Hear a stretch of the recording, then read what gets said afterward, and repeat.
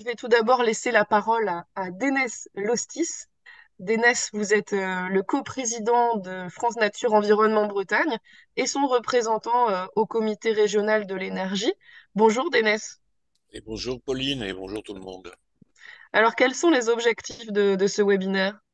Alors je vais être relativement bref. Déjà, Pauline a évoqué un certain nombre d'aspects de ce webinaire. Je voudrais d'abord souligner que vous êtes très nombreux à vous être inscrits. Donc on évoquait tout à l'heure près de 150 personnes inscrites, ce qui veut dire que on est bien sur un enjeu qui intéresse beaucoup de monde, et notamment en Bretagne, mais pas que, puisque vous êtes aussi relativement nombreux à l'extérieur de la Bretagne. Je rappelle que ce webinaire a été construit dans le cadre de ce que nous mettons en place souvent à FNE, à savoir un principe de subsidiarité.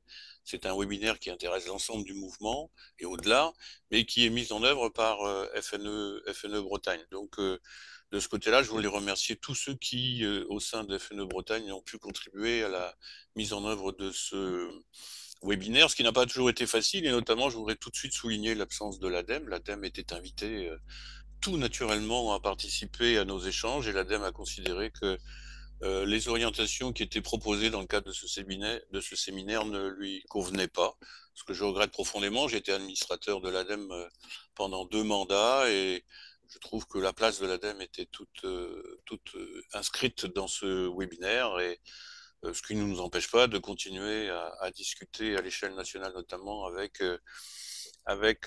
l'ADEME, où nous sommes toujours au conseil d'administration, représenté par une Haut-Savoyarde d'aujourd'hui.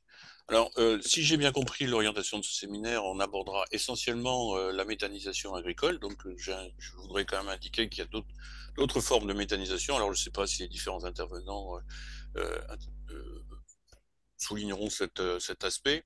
Mais le webinaire, il est là pour présenter des éclairages multiples. On est là dans le cadre d'un échange, et que il est important, à mon avis, qu'il y ait un respect de toutes les interventions. J'espère que, à la fois sur le plan écrit et sur le plan oral, nous n'aurons pas de déviance sur ce côté-là. Et en tout cas, moi, j'espère que nous aurons l'occasion d'échanger sur un sujet qui est particulièrement sensible en Bretagne. Et je voudrais terminer en disant que comme Pauline vient de le dire, je viens d'être nommé au comité régional de l'énergie en Bretagne, et que point qui sera sans doute peut-être pas directement abordé dans cette journée, c'est que la méthanisation, en tout cas en matière d'offres énergétiques et notamment électriques, ne joue qu'un rôle extrêmement marginal dans le bouquet final, et notamment en Bretagne, et tellement loin de ce qui est attendu, notamment par l'éolien offshore. Donc, d'une certaine manière, il n'y aurait pas de méthanisation qu'en matière de transition